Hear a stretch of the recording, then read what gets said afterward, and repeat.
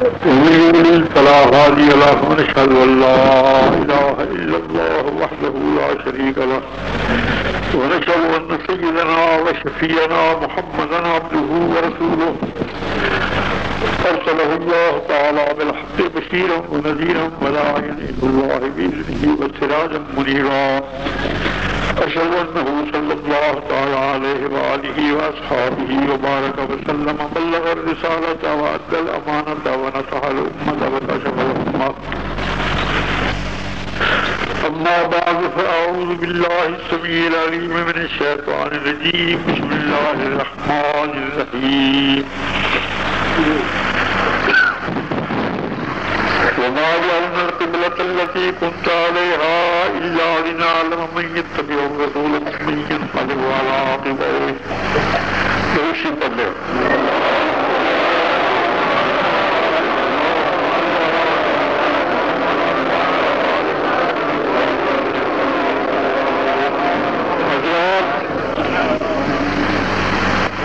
اپنے معلومات پیش کرنے سے پہلے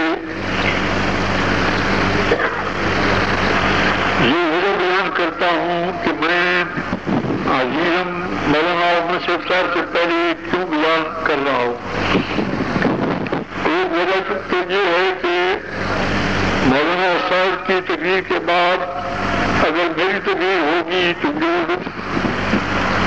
مولانا کی تقریر سے آپ لوگوں کے دل و دماغ میں پیدا ہوا ہے وہ کہیں ظاہر نہ ہو جائے، وہ قائم رہے.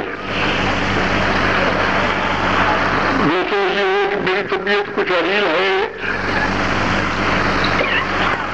تو میں اپنی عرض کر لوں گا اور یہ درخواست کرتا ہوں کہ آپ حضرات پورے ذوق اور شوق کے ساتھ بیٹھے ہیں اور مولانا کی تقریر سن کر جائیں. میں تو علماء کے جوتے سیدھے کرنے کی لاگت بھی نہیں رکھتا. میری کیا لاگت ہے؟ حقیقت یہ ہے کہ اللہ تعالیٰ کے محبوب کی حمد و ثنا اور مجھ جیسے ایک ناقص ترین انسان کوئی نسبت ہی نہیں ہے. فقط مقصد یہ ہو بیان کرنے کا کہ اللہ تعالیٰ مجھے بھی ان لوگوں میں شمار کرے کہ جو لوگ اللہ تعالیٰ کے محبوب کے ثنا خوان ہیں.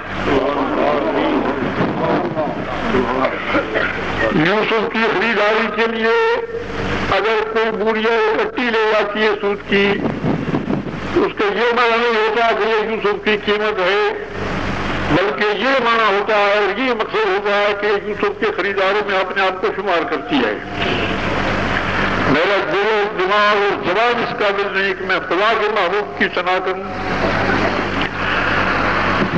بلکہ حقیقت یہ ہے کہ اللہ کے محبوب کی حمد و ثنا اللہ تعالیٰ کے بغیر بیان ہونا ناممکن ہے. اللہ تعالیٰ ہی بیان کر سکتا ہے.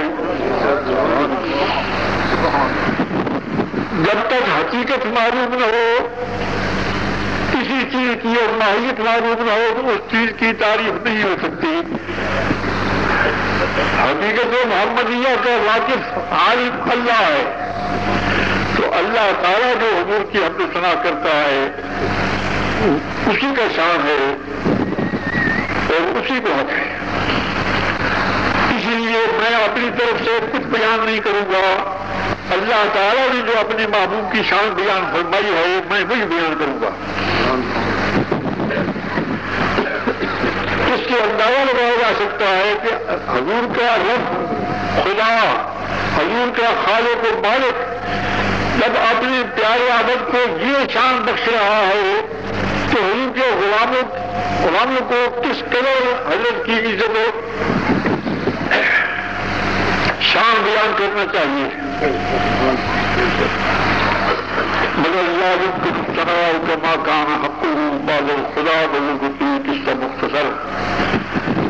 میں حضرت غالب کے قول کے مطابق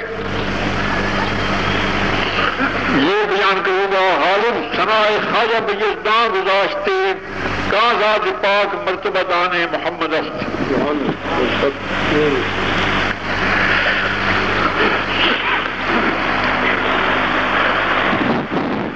اللہ تعالیٰ جل وعلا شانہ فرماتا ہے وما جعلنا القبلۃ التي كنت عليها الا لنعلم من يتبع الرسل ممن ينقلب على عقبيه. اس آیت کریمہ کی تفسیریں دو ہیں. ایک حافظ ابن حجر رحمۃ اللہ علیہ فرماتے ہیں کہ قبلہ سے مراد کیا ہے؟ بیت المقدس ہے. میں نے بیت المقدس کو اسی لیے قبلہ بنایا تھا تاکہ مجھے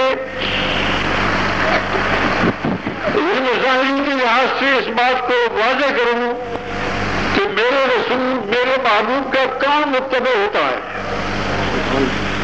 آپ ذرا اس پر غور فرمائیں کہ 1 لاکھ پیغمبر سے زیادہ پیغمبروں نے بیت المقدس کی طرف اللہ تعالیٰ کی عبادت فرمائی،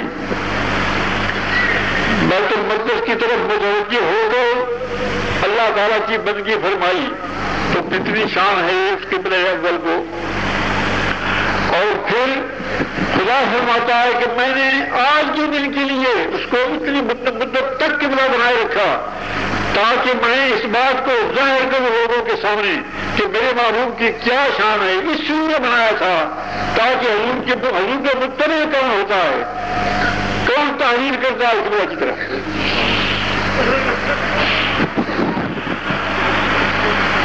دوسری جگہ اللہ تعالیٰ فرماتا ہے جل وعلا شانہ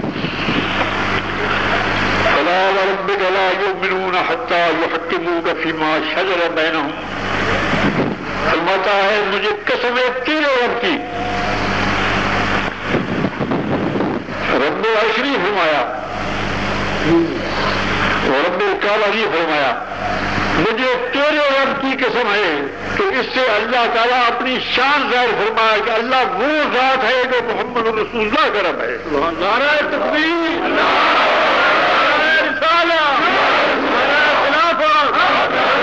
شیخ الاسلام. اللہ تعالیٰ جل وعلا شانہ فرماتا ہے لا اقسم بهذا البلد وانت حل بهذا البلد.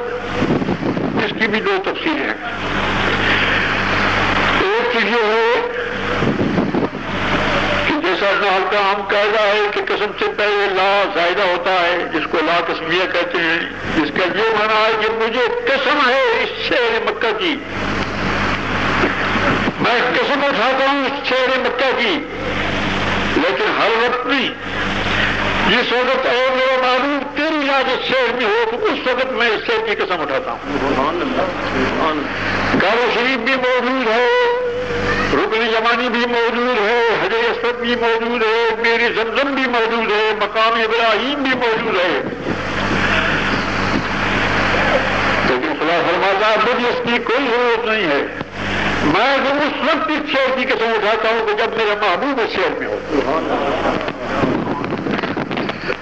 تو آپ اندازہ لگاتے جائیے کہ حضور کا رب اپنے محبوب کی کیا قدر فرما رہا ہے اور کیا قدر بخشی ہے اور کیا شان فرما رہا ہے. دوسری تفسیر اس کی یہ ہے کہ لا قسمیہ زیادہ نہیں ہے، یہ استفہام انکاری ہے. یعنی اگر محبوب تیری ذات بھی اس شہر میں موجود ہو اور پھر میں اس شہر کی قسم نہ اٹھاؤں، کیوں نہ اٹھاؤں؟ کیا وجہ ہو سکتی ہے؟ تو بھی اس شہر میں موجود ہو پھر بھی میں اس شہر کی قسم نہ اٹھاؤں. یہی ہو رہا ہے کہ ہمارے تمام علماء ائمہ مجتہدین، امام اعظم رحمۃ اللہ علیہ، امام شافعی، امام مالک، امام احمد بن حنبل اور اصحاب ظواہر حضرت اسحاق بن راہویہ اور حضرت داؤد ظاہری اور حضرت عبداللہ بن مبارک، ان حضرات کی تصریحات میں نے دیکھی ہیں. وہ فرماتے ہیں کہ رسول اللہ کے حوض انور کا شان تمام عرش عظیم سے زیادہ، کعبہ شریف سے بھی زیادہ شان ہے حضور صلی اللہ علیہ وسلم کے روضے پاک کا. اس پر اجماع امت ہے اور یہی دلیل پیش کرتے ہیں وہ علماء، وہ ائمہ دین کہ کعبہ شریف تو پہلے بھی موجود تھا. اللہ فرماتا ہے کہ میں اس وقت قسم اٹھاتا ہوں جب میرا شہر اس میں موجود ہو. یہ شہر اس وقت قسم اٹھانے کے قابل ہو کہ جب میرے محبوب اس شہر میں موجود ہو.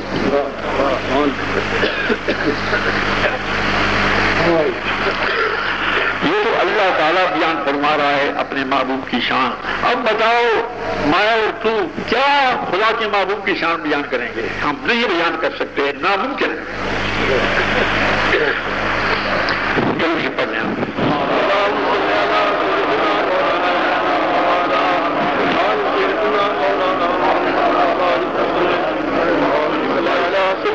اللہ دنیا میں دو چیزیں ہوتی ہیں، ایک محبت اور ایک عداوت، دشمنی.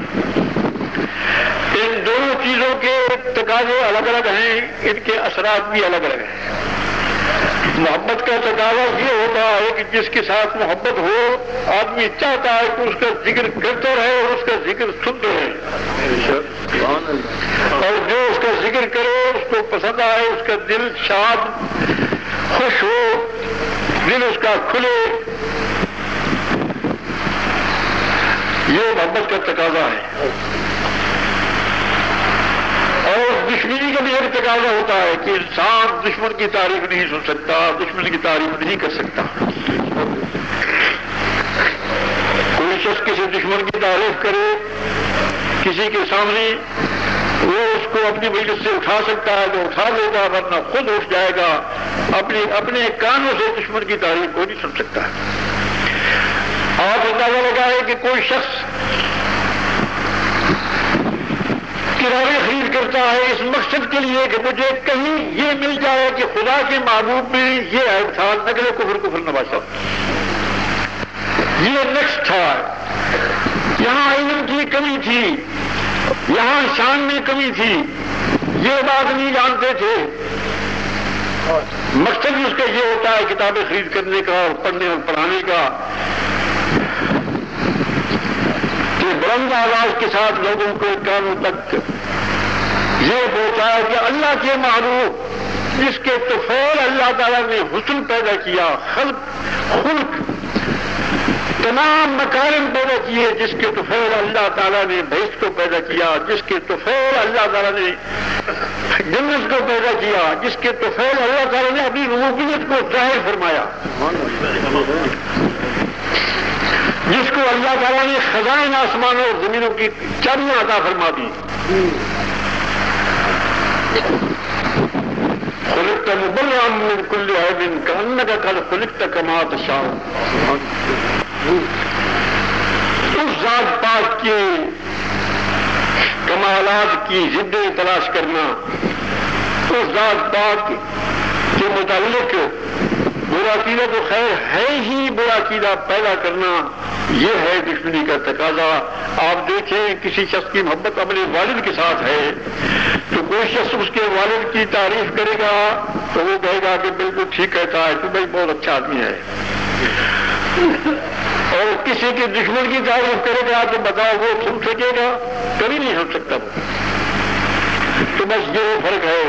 اور یہ بھی آپ یاد رکھیں کہ اللہ کے محبوب کی محبت یہ عینی ایمان ہے،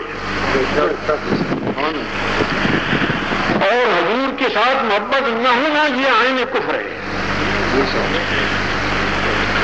صحیحین کی روایت ہے، لا یؤمن احدکم حتی اکون احب الیہ من والدہ وولدہ والناس اجمعین.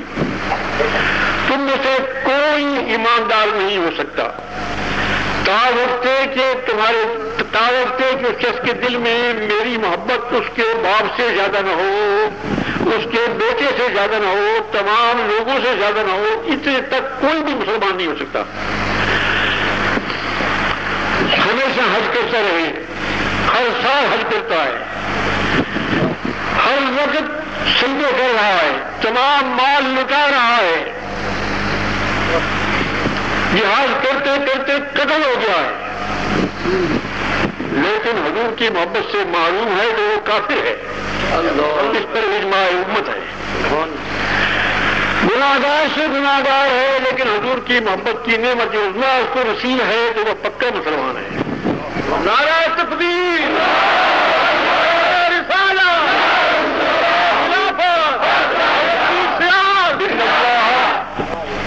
ان اللہ یغفر الذنوب جميعا، ان لوگوں کے حق میں ہے. قل یا عبادی الذین اسرفوا علی انفسہم، یا رسول اللہ اپنے غلاموں کو فرما دیجیے ان لوگوں کو کہ جن لوگوں نے اپنے نفسوں پر ظلم کیا ہے، گناہ کیے ہیں، ان کو فرما دیں کہ اللہ کی رحمت سے نا امید نہ ہو جاؤ۔ تمہیں نعمت عظمیٰ خدا کے محبوب کی محبت جب نصیب ہو تو خدا کے محبوب کی اللہ تعالیٰ کی رحمت سے، اس کے غفران سے، اس کی بخشش سے نا امید نہ ہو جاؤ، تمہارے تمام گناہ بخش دے گا وہ۔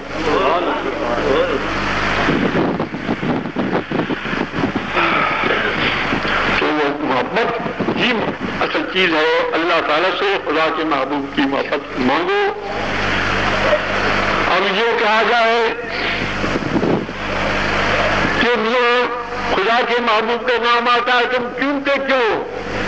تو یہ تم ہی فیصلہ کرو، یہ تم لوگ فتویٰ دو کہ وہ شخص محبت کی بنا پر یہ کہہ رہا ہے کہ دشمنی کی بنا پر کہہ رہا ہے کہ خدا کے رسول کے نام کی عزت نہ کرو۔ کوئی یہودی ہو، عیسائی ہو، کوئی یہ دیکھے کہ ایک شخص حضور کا نام مبارک لیا جا رہا ہے اور وہ اپنے انگلیوں کے ٹوٹے چوم کر آنکھوں پر رکھ رہا ہے، تو وہ کیا کہے گا کہ یہ اللہ کے رسول کی عزت کر رہا ہے، یہی کہے گا نا۔ نہیں ایسا مت کرو، کیا مانا ہے کہ یہ حضرت محروم ہے، ایمان کی دولت سے محروم ہے۔ خدا فرمایا قرآن کریم میں وہ تو ضرور ہو تو وقت ہو، تم میرے محبوب کی تعظیم کرو، توقیر کرو، جتنا کر سکتے ہو تم تعظیم کرو۔ یہ کسی خاص فعل کے ساتھ یہ مقید نہیں فرمایا گیا بلکہ مطلق ہے۔ جو عمل تعظیم اور توقیر پر دلالت کرتا ہے وہ تم بجا لاؤ، یہ خدا فرمائے۔ تو آپ ہی فرماؤ کہ یہ انگلیوں کو چوم کر آنکھ پر رکھنا جس وقت نام اقدس آ جائے تو یہ تعظیم ہے یا نہیں ہے؟ اگر تعظیم ہے تو یہ خدا کا فرمان ہے، وہ تو ضرور ہوگا۔ نعرہ تکبیر،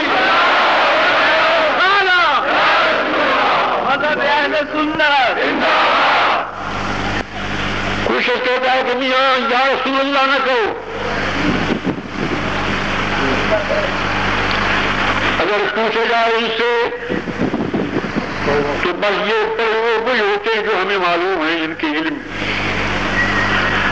تو کہتے ہیں کہ میاں دور سے پکارنا یہ شرک ہے، کیونکہ دور سے خدا ہی سنتا ہے، کیونکہ خدا کی صفت ہوگی جب شرک ہوگا نا، تو دور سے خدا ہی سنتا ہے، دور سے پکارنا شرک ہے۔ تو ان سے پوچھیے کہ خدا دور ہے یا نزدیک ہے؟ بھائی وہ تو شارت سے بھی نزدیک ہے۔ شرک تو یہ ہونا چاہیے کہ نزدیک سے کسی کو کہا جائے کہ میاں روٹی لاؤ، پانی لا دو، مجھے یہ کام کرو، وہ کام کرو، کسی کو آؤ یہ سبق کرو، نزدیک سے کسی کو پکارنا شرک ہونا چاہیے، کیونکہ خدا بھی نزدیک سے سنتا ہے اور یہ لوگ بھی نزدیک سے سنتے ہیں۔ حقیقت یہ ہے کہ جب خدا نزدیک ہے تو یہ کہنا چاہیے کہ نزدیک سے سننا خاص خدا ہے، لہذا کسی کو نزدیک سے مت پکارو۔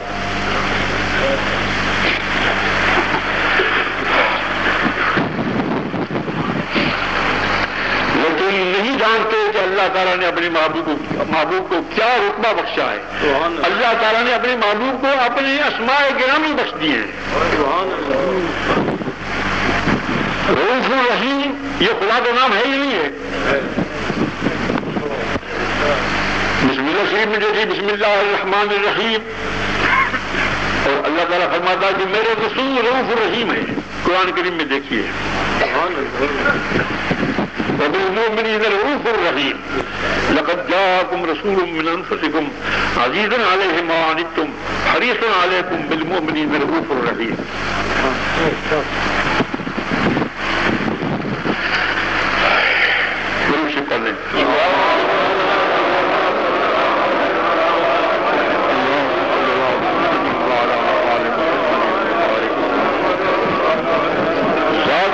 کے متعلق اللہ تعالیٰ قرآن کریم میں فرماتا ہے وَيَكُونَ الرَّسُولُ عَلَيْكُمْ شَهِيدًا، قیامت کے دن میرا بڑے شان والا رسول تم سب پر گواہ ہوگا۔ اور علیکم کا مخاطب کون ہے؟ صرف صحابہ کرام نہیں ہے، یاد رکھو۔ اگر کہو کہ مخاطب صرف صحابہ کرام ہیں تو پھر نماز روزہ حج زکات کے تمام ان کے مخاطب بھی صحابہ کرام تھے، ہم نہیں ہیں۔ اور کتب علیکم الصیام یہ صحابہ کرام کو خطاب ہے، ہم نہیں ہیں۔ علیکم کے مخاطب کون ہیں؟ تمام امت محمدیہ صلی اللہ علیہ وسلم۔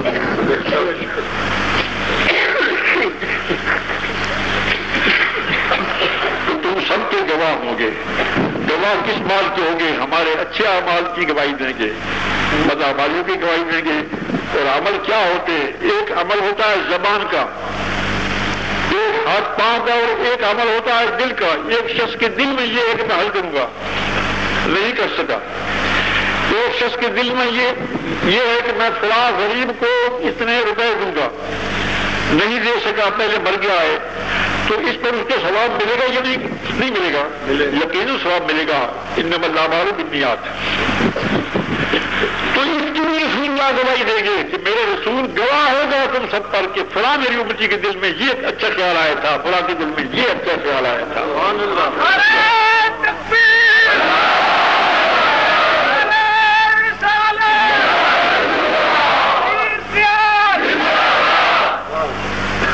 قرآن کریم میں اللہ تعالیٰ فرماتا ہے النبی اولیٰ بالمؤمنین من انفسہم، میرا بڑے شان والا نبی تمام مسلمانوں کے دلوں سے، ان کے ادراک سے، ان کے ذہن سے قریب تر ہے۔ اب اسی کو آپ سوچیں کہ ہمیں محسوس ہوتا ہے کہ ہمیں بھوک لگی ہے، یہ ہمارے نفس کے یہ گرو ہے ساتھی ہمارا، لیکن اللہ فرماتا ہے کہ النبی جو اولیٰ بالمؤمنین من انفسہم، تمہارے وجدان سے، تمہارے حصوں سے نبی قریب ہے۔ تو معلوم ہوا کہ رسول اللہ کو پہلے علم ہے کہ میرے قرآن امتی کو بھوک لگنے والی ہے، قرآن امتی کو یہ تکلیف آنے والی ہے، وہ شفاعت فرما رہے ہیں ہماری۔ کوئی اچھا کام کرتا ہے تو وہ خوش ہوتے ہیں، کوئی اچھا ارادہ کرتا ہے وہ خوش ہوتے ہیں، جو برا ارادہ کرتا ہے وہ اس کی مغفرت کی دعا فرماتے ہیں۔ اشک بدیرہ بشمری نالا بسینہ بنگری، ہماری آنکھوں سے آنکھوں نہیں چپکتے، حضور صلی اللہ علیہ وسلم پہلے شمار کر لی ہوتے ہیں، درد نہیں پہنچتا، ہمارے نالک حضور پہلے سن رہے ہوتے ہیں۔ وہ پیغمبر، وہ نبی اللہ تعالیٰ نے ہمیں بخشا، لیکن کاش کہ امتی کہلا کر اس کی قدر نہ جاتی۔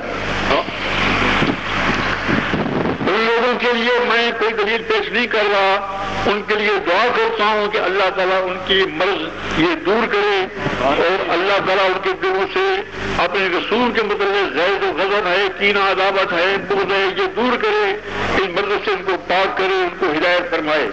میں صرف اہل سنت کے لیے عرض کر رہا ہوں کہ اہل سنت کو جو لوگ پھسلاتے ہیں، گمراہ کرنے کی کوشش کرتے ہیں، یہ لوگ جم جائیں، یہ ان کے پیچھے نہ دوڑے۔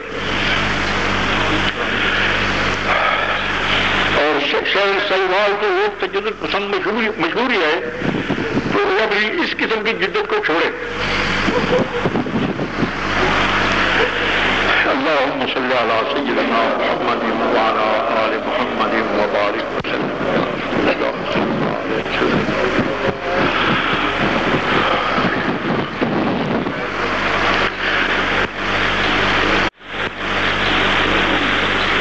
ہمیں یہ دیکھنا ہے کہ اہل سنت والجماعت اللہ تعالیٰ کے ولیوں کی مدارس ڈھونڈتے ہیں۔ محبوب خدا صلی اللہ علیہ وسلم کی مزار اقدس آج کل تو خیر وہ کرن شیطان ہے، مگر جب نہیں تھا تو اس وقت حضور کے روزہ کر کے سامنے لوگ جھک کر زمین چومتے تھے۔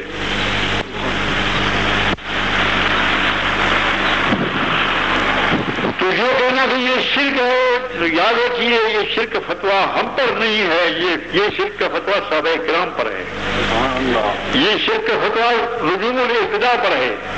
فرماتے ہیں میرے صحابہ ہدایت کے ستارے ہیں، تم جن کی پیروی کرو گے ہدایت پاؤ گے۔ آپ دیکھیں مستدرک حاکم حدیث کی معتبر کتاب ہے اور زیادہ روایتی یہ علی شرط صحت الشیخین لاتے ہیں. بخاری اور مسلم کی جو شرائط صحت ہیں ان شرائط پر یہ اپنی کتاب میں حدیثیں لاتی ہیں. یہ تو جلد 4 صفحہ 515 پر یہ حدیث موجود ہے کہ حضور کے صحابہ رسول اللہ کی مزار مبارک پر حضور کے قدموں پر اپنے چہرے رکھتے تھے. اور یہی روایت مسند امام احمد میں جلد 5 صفحہ 607 پر موجود ہے مطبوع مصر.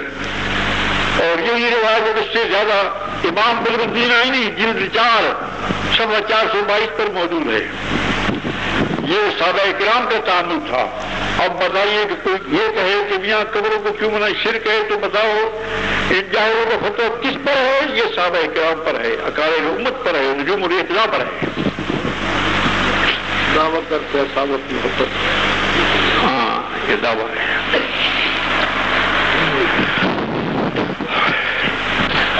السلام علیکم یا رسول اللہ یہ کہنا یہ صحابہ کرام کا شعار تھا. البدائع والنہایہ میں دیکھیے صحابہ کرام جب مسلمے کذاب کے خلاف جہاد میں گئے ہیں تو صحابہ کرام کا یہ شعار تھا یا محمد یا رسول اللہ. یہ صحابہ کرام کا شعار تھا میدان جنگ میں یمن میں. حضرت عبداللہ بن عمر رضی اللہ عنہما کعبہ شریف کا طواف کر رہے ہیں. حضرت سیدنا عمر رضی اللہ عنہ کی خلافت کا زمانہ ہے اور پڑھ رہے ہیں طواف کرتے کرتے صلاۃ والسلام علیک یا رسول اللہ، صلاۃ والسلام علیک یا رسول اللہ. نعرہ تکبیر،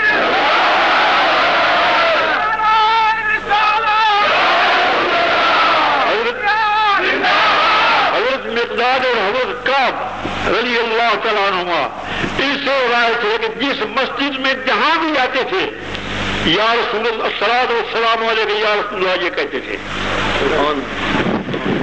شفا شریف اس کی شرح علامہ علی القاری، اس کی شرح علامہ خفاجی، ان تمام معتبر حدیث کی کتابوں میں یہ حدیثیں موجود ہیں.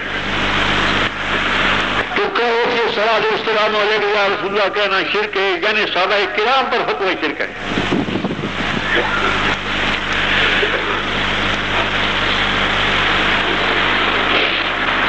صحیح حدیثوں میں موجود ہے صحابہ کرام سے یہ روایت فرماتے ہیں کہ روح کا جسد ہی و جسد کا روح ہی. حضور کا روح انور اور حضور کا جسد اطہر یہ ایک چیز تھی. روح تھے حضور صلی اللہ علیہ وسلم اور حضور کی ذات پاک کے متعلق صحابہ کرام کا اجماع یہ عقیدہ ہے کہ ہر مسلمان کے گھر حضور کی روح پاک موجود ہوتی ہے بشرطے کہ اس کو پاک رکھے. ہم بھی کہو کہ حاضر ناظر نہیں ہے، بلکہ اسی بات کو دیکھ لو کہ ہم پڑھتے ہیں اشہد ان لا الہ الا اللہ کہ ہم گواہی دیتے ہیں کہ اللہ کا کوئی شریک نہیں. کہاں؟ آسمانوں میں اس کا کوئی شریک نہیں، زمینوں میں اس کا کوئی شریک نہیں، سمندر کی گہرائیوں میں اس کا کوئی شریک نہیں، پہاڑوں کی چوٹیوں پر پہاڑوں کی گھاٹیوں میں کہیں بھی اس کا کوئی شریک نہیں. ہم یہی کہتے ہیں نا. تو بتاؤ آپ کیسے گواہی دیتے ہیں؟ آپ نے آسمان سب دیکھے، آپ نے سمندر کی گہرائیوں کو دیکھا، آپ کی نگاہ وہاں پہنچی ہے، پہاڑوں کی گھاٹیوں کو آپ نے دیکھا، جنگلوں کی ذرات کو آپ نے دیکھا، تو سفید اس کے نہیں دیکھا، تو پھر کیسے کہتے ہیں کہ ہم گواہی دیتے ہیں کہ اللہ تعالیٰ کا کہیں بھی کوئی شریک نہیں؟ یہ گواہی ہماری شہادت ہے. ایک مقدس ہستی نے دیکھا ہے، ایک مقدس ہستی کی نگاہ ہر جگہ پر موجود ہے جو فرما رہی ہے کہ اشہد ان لا الہ الا اللہ. ہم بھی کہتے ہیں کہ اشہد ان لا الہ الا اللہ.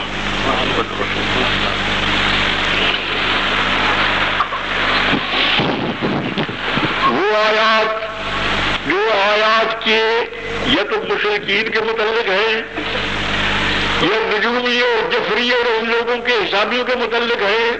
ان آیات کو یہ لوگ چسپان کرتے ہیں انبیاء پر، بلکہ سید الانبیاء صلی اللہ علیہ وسلم پر.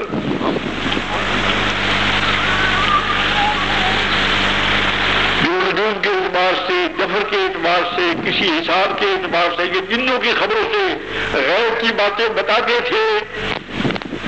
تو اللہ تعالیٰ فرماتا ہے کہ اللہ تعالیٰ کے بغیر یہ کچھ نہیں جانتے. زمین آسمان میں اور جس ہستی اقدس کا معراج تمام آسمانوں سے اوپر ہے وہ تو من کی سماوات الارض میں نہیں نا بھائی. آپ سوچ رہے ہیں کہ جس کی معراج 7 آسمانوں سے اوپر ہے. ایک بات یہ بھی عرض کر لوں، عجیب عجیب ہوتے ہیں. اصل میں دل میں بڑے ہوں تو اس کا تقاضا جیسا میں عرض کر چکا ہوں وہ ضرور ہوتا ہے. ایک صاحب کہنے لگے کہ دیکھو اگر حضور اکرم صلی اللہ علیہ وسلم کو علم غیب ہوتا تو جب موسیٰ علیہ السلام نے عرض کی تھی کہ یا رسول اللہ 50 نمازیں بہت ہیں ان کو گھٹائے تو 5 کم ہوئی.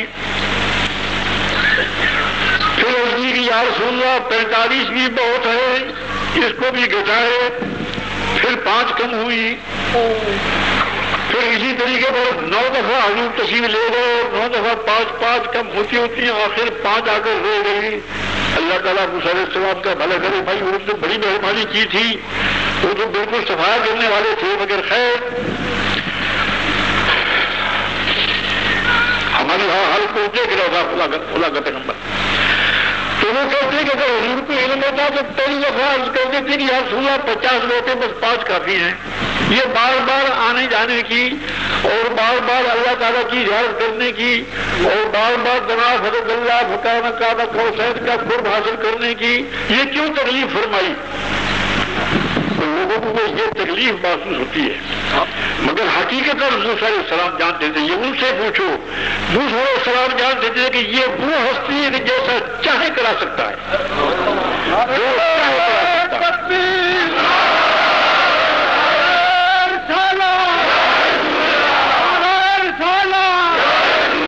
کہ 5 ہی بولتے یہ بھی کم کرو تو سرکار نے فرما دیا کہ مجھے اب شرم آتی ہے، 50 سے 5 رکھی ہیں تو اس کو کیا کم کروں.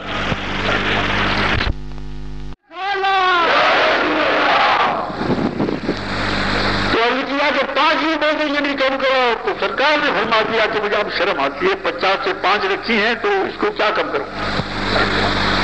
تو موسیٰ علیہ السلام جانتے تھے کہ جس طرح چاہے کرا سکتا ہے. اور آنا جانا موسیٰ صاحب یہ سمجھتے کہ یہ وہ ہستی ہے. میں نے دوسرے طور پر اللہ تعالیٰ کے دیدار کی گزارش کی تھی، عرض کی تھی، اپیل کی تھی، جس کو منظور نہیں فرمایا گیا بلکہ یہ فرمایا کہ تم پہاڑ کی طرف دیکھو. موسیٰ اگر پہاڑ اپنی جگہ پر قائم رہا تو یہ سمجھو کہ تم دیکھ سکتے ہو، ورنہ تم کیسے دیکھ سکتے ہو.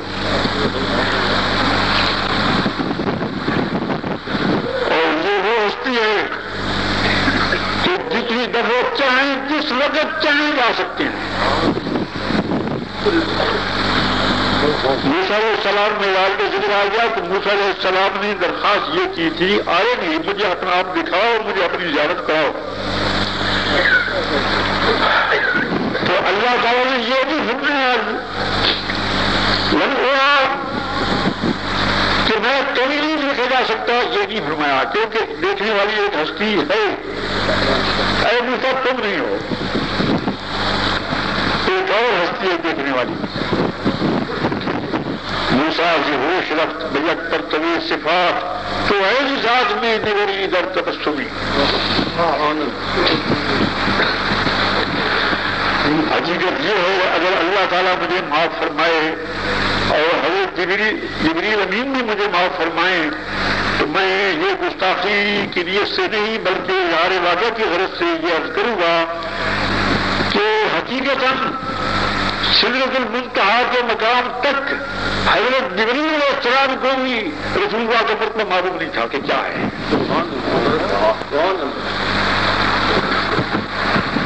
فرماتے ہیں کہ آگے چلو وہ عرض کرتے ہیں کہ یا رسول اللہ بس یہاں تک میری استعداد ہے، اس کے آگے میں نہیں اٹھ سکتا.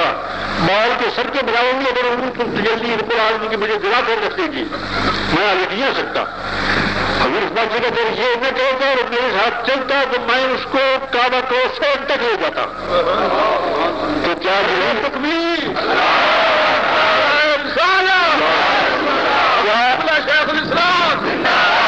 کیا حضرت جبریل علیہ السلام رب العالمین کے دیدار نہیں چاہتے تھے؟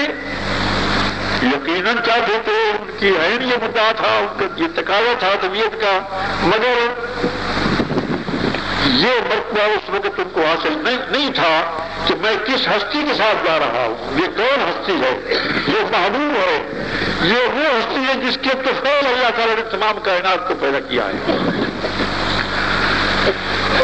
آپ یہ دیکھیے ابو بشر کون ہے؟ حضرت آدم علیہ السلام، یعنی تمام بشر کا باپ۔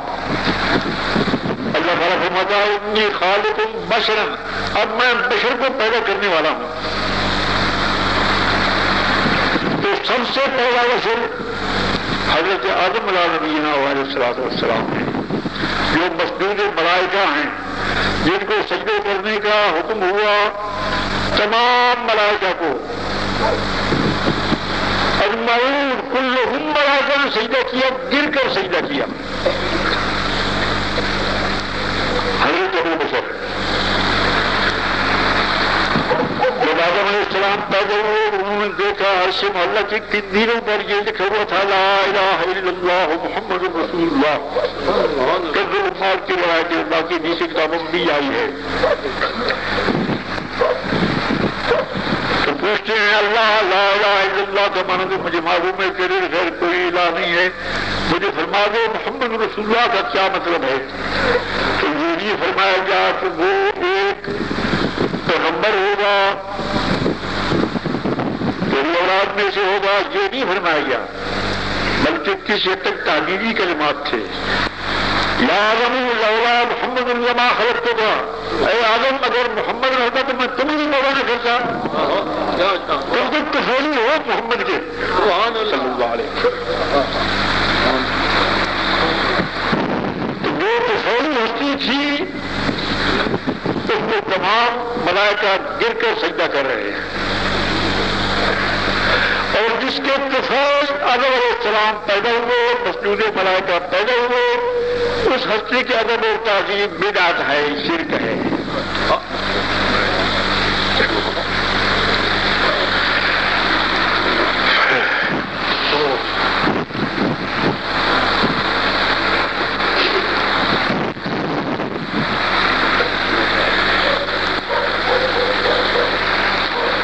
شرک اللہ تعالیٰ نے کسی زمانے میں، کسی حالت میں، کسی قوم کے لیے جائز رکھا ہے؟ نہیں جائز رکھا۔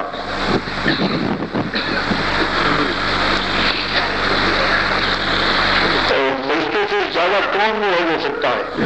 اور جس شخص نے سجدہ نہیں کیا وہ آ کر کھڑا رہا، اس نے کیا دلیل پیش کی تھی؟ اس نے یہ کہا تھا کہ جو میری مثل ہے، خلقتنی من نار وخلقتہ من طین، یہ مخلوق ہے، میری مثل ہے، مجھے آگ سے پیدا کیا، حکم کیچڑ سے پیدا کر دیا،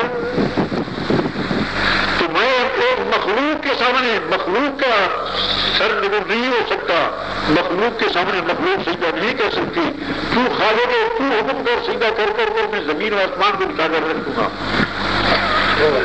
تو اللہ نے فرمایا فخرج ان علیک لعنتی الی یوم الدین، نکل جاؤ تم پر خدا کی لعنت ہے، قیامت تک میری لعنت ہے، تمہیں توبہ نصیب بھی نہیں ہوگی، تمہیں توبہ کا خیال بھی نہیں آئے گا، تمہارے دلوں سے دماغ سے توبہ کا استعداد بھی نکل گئی ہے، تم اب بھی اسے سمجھتے ہو؟ مامنا کرم تصویر ماں خلقت بجدیا، جس کو میں نے اپنی دستے قدرت سے پیدا کیا، تم اس کو سجدہ نہیں کرتے؟ میری دستے قدرت سے پیدا ہونے والا محمد رسول اللہ کا تفضیل ہے۔ سبحان اللہ۔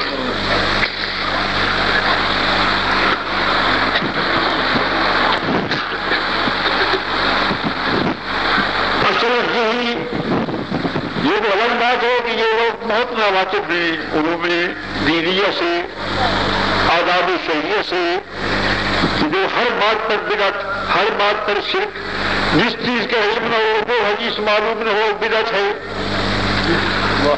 اور علم حد سے زیادہ محدود۔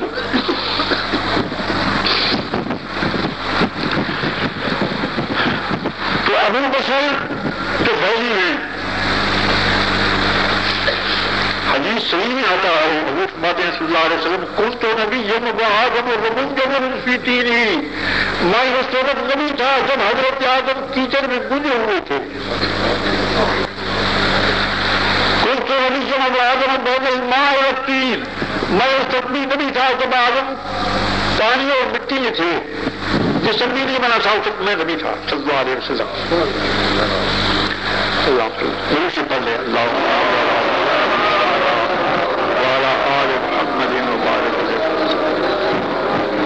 ابو بشر ابھی کیچڑ میں تھا، ابو بشر کا ابھی جسم بھی نہیں بنا تھا. جب جو ہستی پہلے نبی ہے اس ہستی کی حقیقت کو تم منحصر فی البشریت کیسے کہہ سکتے ہو؟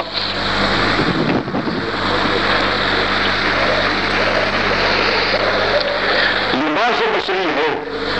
اگر زمین میں فرشتے ہوتے، ملائکہ ہوتے تو وہ رسول جس کا وعدہ عالم ارواح میں تمام انبیاء سے لیا جا رہا تھا وہ رسول فرشتہ ملک بن کر آتا.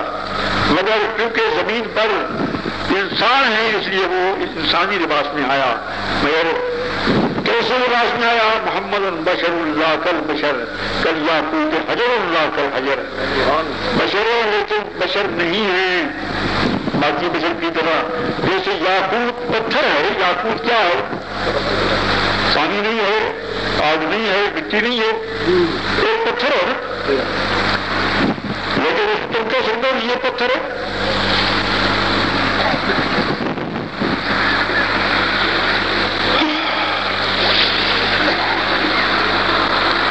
حضور کی ذات کو اپنی مثل دینے والے اسی اپنے استاد کے شاگرد ہے جس نے کہا تھا کہ بشر خلقتہ من نار خلقتنی من نار وخلقتہ من طین. یہ اسی کی شاگرد ہیں. مذہب اہل سنت، مذہب اہل سنت.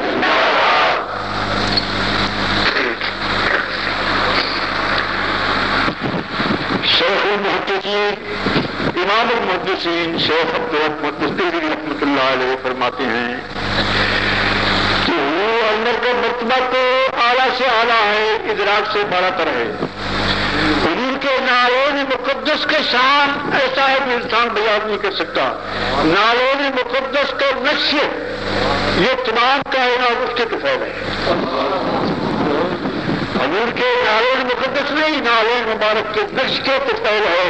بھوکوں کو روٹی مل رہی ہے، پیاسوں کو پانی مل رہا ہے، غمزدہ کو خوشی مل رہی ہے. یہ حضور کے نالون مقدس کا ایک طفیلی چیز ہے. حضور کے نالون مقدس کا نقش ہے. جب ذات کا نہیں، ذات کے نالون کا نہیں، ذات کے نالون کے نقش کی یہ تمام کائنات کی نعمتیں ہیں تو بتاؤ حضور کی شان کیا ہے؟ کوئی سمجھ سکتا ہے؟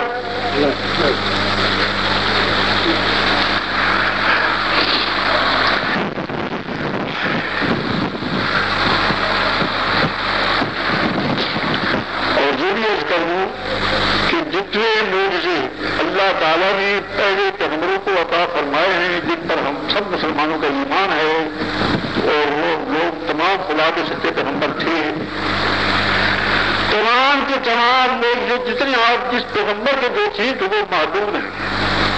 حضرت موسیٰ علیہ السلام کا معجزہ تو جہاں بھی آپ بادل کو دیکھیں یا قرآن کریم میں یا حدیثوں میں ذکر آتا ہے اس میں تو وہ یہی ہے کہ عصا پھینکا تو وہ سانپ بن گیا، اژدہا بن گیا. عصا پتھر پر مارا تو پانی نکل پڑا اس سے، اور دریا کو پالاب کیا اور من اور سلوا ان کے طوفان نازل ہوا. حضرت عیسیٰ علیہ السلام کو بھیجا، مردوں کو زندہ فرمایا. یہ فرماتے تھے کہ جو تم کھا کر آئے گھر رکھ کر آئے میں تمہیں بتا دوں یہ کوئی جزامی ابرسی کو ہاتھ پھیر کر درست فرما دیتے تھے.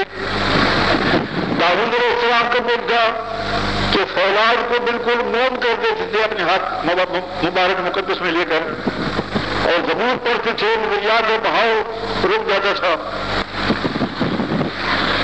لیکن یہ معجزے تمام محدود تھے. جس جگہ پر قوم نے مطالبہ کیا اس جگہ پر یہی معجزے دیے.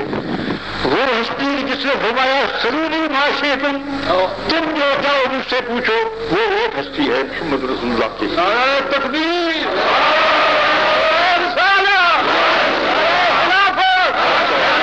شیخ الاسلام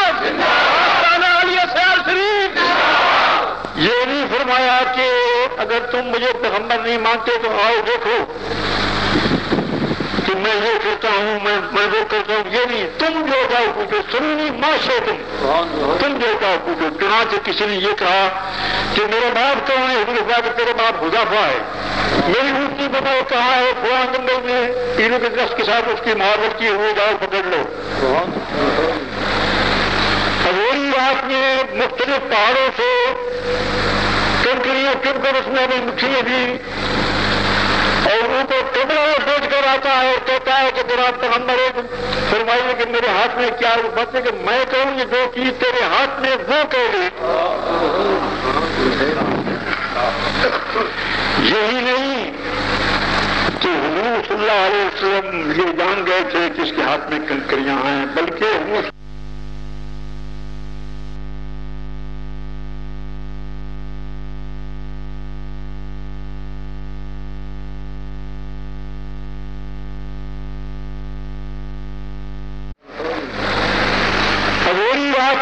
مختلف پہاڑوں سے کنکریاں چن کر اس میں بھی مٹھیاں بھی، اور ان کو ٹکڑا بیچ کر آتا ہے، کہتا ہے کہ جناب پیغمبر ہے، فرمائیے کہ میرے ہاتھ میں کیا بات ہے کہ میں کہوں یہ جو چیز تیرے ہاتھ میں وہ کہہ دے۔ یہی نہیں کہ حضور صلی اللہ علیہ وسلم یہ جان گئے تھے کہ اس کے ہاتھ میں کنکریاں ہیں، بلکہ حضور صلی اللہ علیہ وسلم نے اس کو ایک انسان کامل کی عقل بخش دی، ایک کنکریوں کو، چنانچہ وہ کلمہ پڑھنے لگی اور کہا کہ اس حضرت اللہ نے ہمیں فلاں فلاں پہاڑی سے چنا، اور یہ لایا ہے، اور یہ وہ اشہد ان لا الہ الا اللہ واشہد ان محمد رسول اللہ، وہ کہنے لگی۔ کسی نے کہا کہ یہ چاند دو ٹکڑے ہو جائے، حبیب جملی نے یہ سوال کیا تو وہ ہو گیا۔ کسی نے کہا کہ وہ درخت یہاں آ جاؤ، نہ کہ جاؤ تم یہ پکڑ کر لاؤ اس کو۔ یہ نہیں کہ خود یہ اختیار مبارک تھا، بلکہ اختیار دینے والے تھے۔ عیسیٰ علیہ السلام مردے کو زندہ کرنے والے تھے باذن اللہ، لیکن عیسیٰ بنانے والے نہیں تھے۔ حضور اکرم صلی اللہ علیہ وسلم نے عیسیٰ بنائے۔ حضرت داؤد کی روایت دیکھیے، حضور کی دعوت فرماتی ہیں، جو سوادے ہیں حضرت کے، جو بڑا ہو رہا ہے چھوٹے بھائی سے کہنے لگا کہ آؤ میں تمہیں اس طرح سزا کروں کہ جس طرح ہمارے باپ نے بکری کو ذبح کیا ہے۔ چنانچہ اپنے بھائی کو اس نے ذبح کر دیا، گردن کاٹ دی، اور گھبرا کر مکان کی چھت پر چڑھا ہے، دوسری طرف گر گیا اور اس کی گردن کی ہڈی ٹوٹ گئی۔ دو بچے تھے، ایک کی گردن کٹ گئی، ایک کی گردن ٹوٹ گئی، دونوں وفات پا گئے۔ سرکار تشریف لاتے ہیں، فرماتے ہیں کہ جاؤ تیرے لڑکے کہاں ہیں، ان کو بلاؤ۔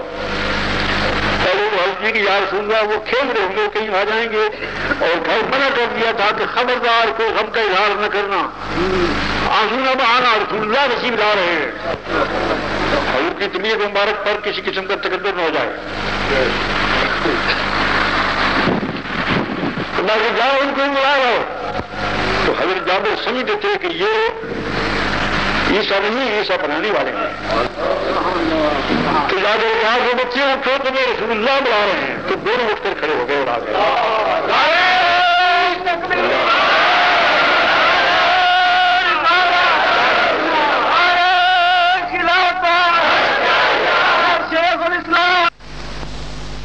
اللہ تعالیٰ نے تمام کائنات کو پیدا کیا، جو باعث تکوین عالم ہے بلکہ باعث تکوین عالمین ہے۔ تو ذات پاک کبھی علم پر اعتراض ہو رہا ہے کہ یہ نہیں جانتے تھے، وہ نہیں جانتے تھے، اللہ ان کو ہدایت کرے۔ میں تو یہی کہوں گا، اور حضرات کو یہ کہتا ہوں کہ حضور صلی اللہ علیہ وسلم کو اللہ تعالیٰ نے تمام کلیات اور تمام جزیات کا احاطہ بخش دیا ہے۔ یہ نہیں بلکہ امام بدر الدین عینی اور دعوت فارسی بخاری نے اس آیت کریمہ کے تحت میں عالم غیب فلا یظہر علی غیبہ احدا الا من ارتضی من رسول، اس آیت کریمہ کے تحت بھی لکھتے ہیں کہ حضور کی امت کے اور یاد بھی جانتے ہیں یہ مغیرات خمسہ اور یہ چیزیں اور وہ چیزیں۔ حضور کے نام مقدس کی یہ شان ہے کہ اگر کوئی صحیح عقیدہ کے ساتھ کسی مردہ پر حضور کا نام پڑے تو زندہ ہو جائے گا۔ میں آپ کو کہہ رہا ہوں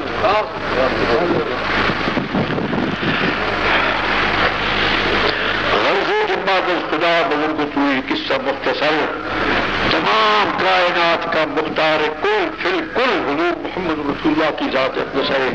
اللہ تعالیٰ ہمارے دلوں میں حضور کی محبت پیدا کرے اور قائم رکھے. ہم مرے اسی محبت میں, ہم قبر میں اسی محبت میں اٹھیں, حشر میں اسی محبت میں رہیں. یہ نعمت عظما ہے, خدا نصیب فرمائے. میں زیادہ ہو کرتا مگر مجھے اس وقت سخت تکلیف ہے درد کی, میں آپ حضرات کا زیادہ وقت نہیں رہ سکتا. اب میں درخواست کروں گا کہ تمام حضرات مولانا محمد شریف صاحب کی تقریر سنیں. وہ ایک عالم ہیں اور ہمارے دارالعلوم کے وہ حدیث کے استاد ہیں, شیخ الحدیث ہیں, وہ آپ کو تقریر سنائیں گے. کوئی صاحب نہ اٹھے, میری یہ درخواست منظور کریں.